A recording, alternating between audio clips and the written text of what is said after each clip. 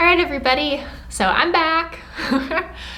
So last class we talked about what boundary violations are and how you can communicate boundary violations well. So let's just kind of review what we talked about last time. I have candy for people who give me right answers, so you'll want to answer these questions. So what is a personal boundary? Yes. Yeah, so a personal boundary is what you're comfortable and uncomfortable with. That's a great definition of a personal boundary. All right, so what's an example of a personal boundary? Yes. Yeah, so a personal boundary might be if you want to share your drink, you might share your drink with your boyfriend, but you don't want to share it with your brother. That's fair. What's another example of a personal boundary? Yes. Yeah, so a personal boundary might be if you're okay with your friend looking at your phone or not. That's a boundary for some people, for sure. All right, what are some ways you can tell if someone's boundary is being violated? So remember that activity we did where you were looking out for boundary violations. How can you tell? Right, so if they say with their words, I'm uncomfortable, or stop, or go away, or whatever, that's a great clue. What's another one? Yeah, so if their body language is go away, you know that they're probably uncomfortable. And there's a third one. This one's a little bit trickier, so does anyone remember what it is? Yes. Yeah, so their facial expression. So if the facial expression is I don't like what's going on here, then you know that might be a boundary violation for them. Awesome, you all. All right. So can someone give me an example of what you can say when your boundary has been violated? So remember when we did that practice with the 2 lines, what was that phrase that we said? Double candy for anyone who can get it. Yes. Right, so it was, I felt uncomfortable when you were doing that thing. It would be better if you didn't do that in the future. Great job, everybody. All right, so today we'll be talking more about boundary violations at school and what you can do about it. All right, everybody. So for our first activity for today, we're going to be watching a few videos. Now, these videos are in pairs, and one of them has a boundary violation in it, and the other does not. So I'm going to play the video pairs, and the first time I want you all just to watch them. And then I'm going to play them again, and I want you to look for instances where boundaries were violated and how you can tell a boundary was violated. All right, so I'm going to play the first pair.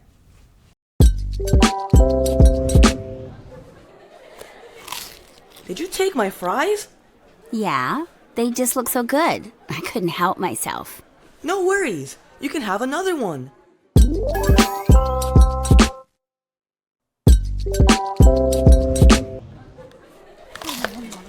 Did you take my fries? Yeah, they just look so good. I couldn't help myself. So you had to eat all of them? I can't believe you did that! Okay, so after watching that, were there instances that you noticed where boundaries were violated? Okay, so yeah, when in that second video, when the one friend eats all of the fries, that was definitely a boundary violation. So whose boundaries were violated? Yeah, the person whose fries it was, definitely a boundary violation for them. And then how do you know? How could you tell? What could you see in the video that let you know that that was a boundary violation? So he got kind of angry and the eyebrows shot up and he was I can't believe you did that.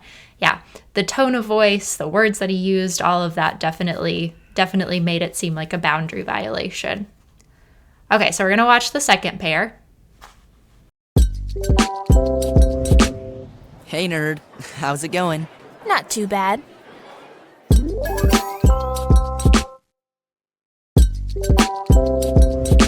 Hey nerd, how's it going? Not too bad. So after watching this one, were there instances where boundaries were violated? Okay, so again, in that second video, we saw that it wasn't really friendly teasing between friends. In that second video, it was definitely bullying. So whose boundaries were violated? Yep, the girl carrying the books. And how could you tell in that second video compared to the first one?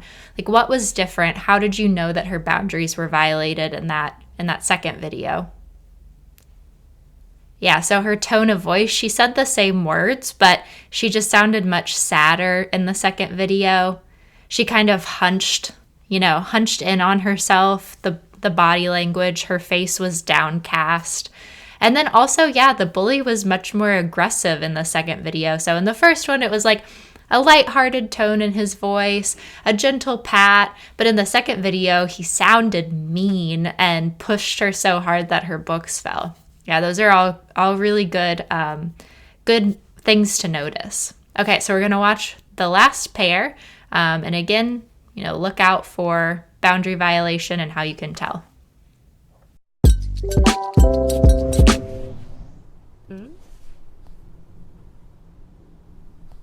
What a loser.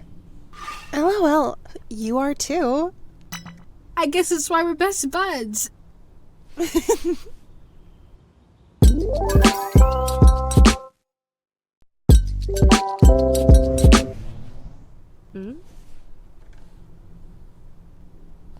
What a loser. So ugly. No wonder no one likes you.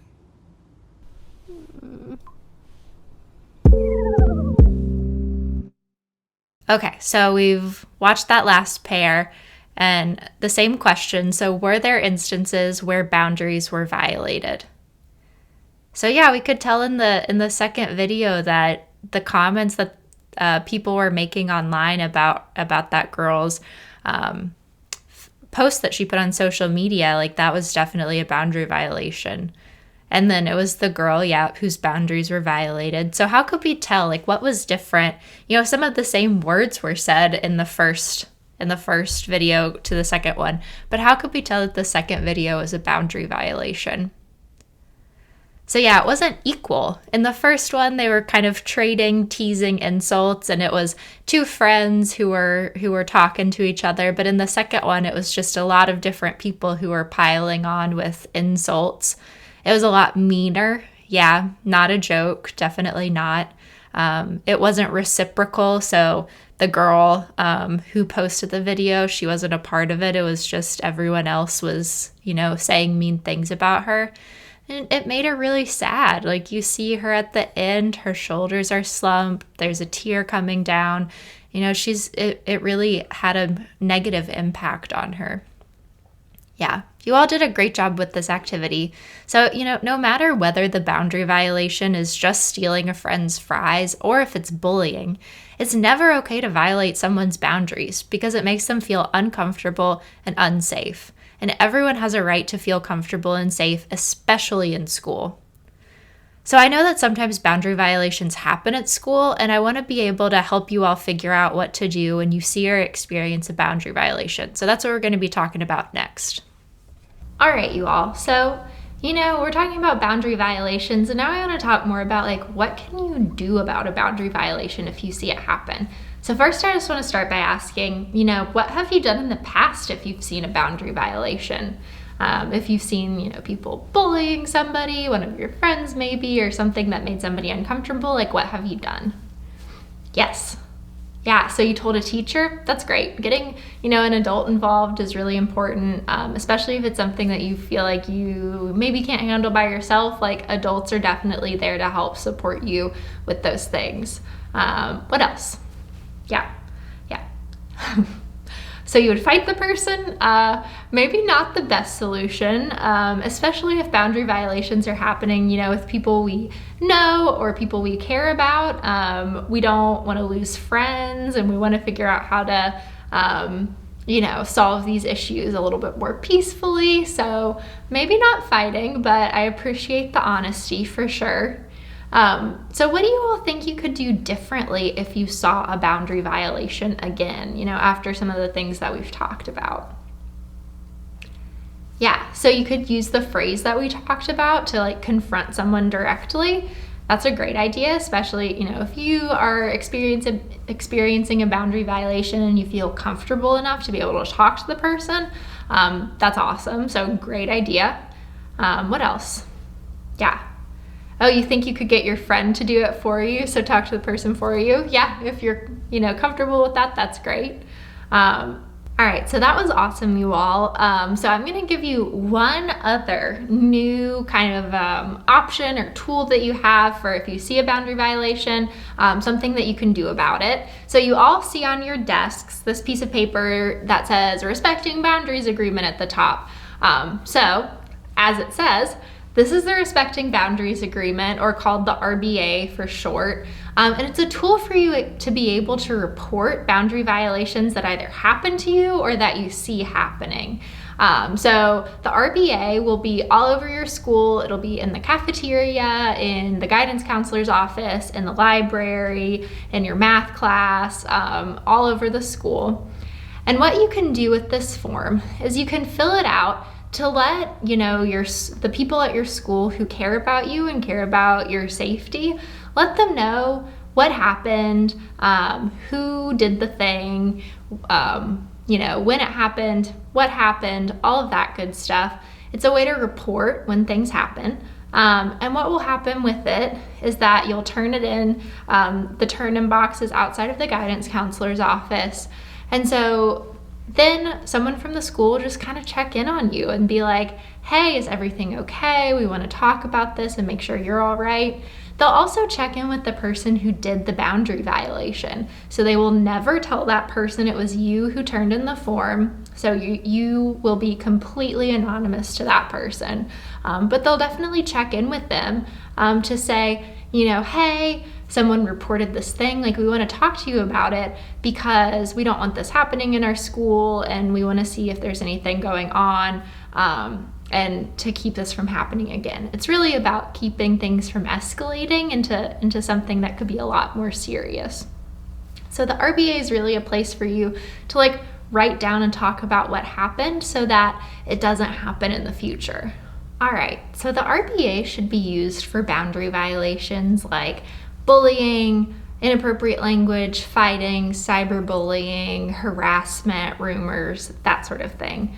I really want you to use your judgment when filling it out, because this really is not about getting people in trouble. It's about keeping you safe. And so when you're using it, really make sure it's for a boundary violation so that it gives you a space where you can talk about what happened and keep it from escalating into something that might become more serious.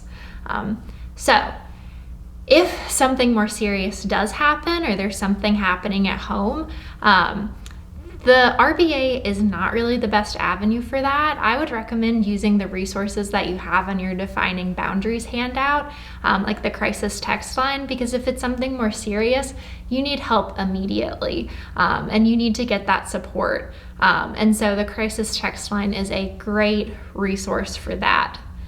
Also, if you don't ever use the RBA, if you don't want to use it, that's totally fine. But I really did want to make sure that you know about it in case you or a friend ever need it.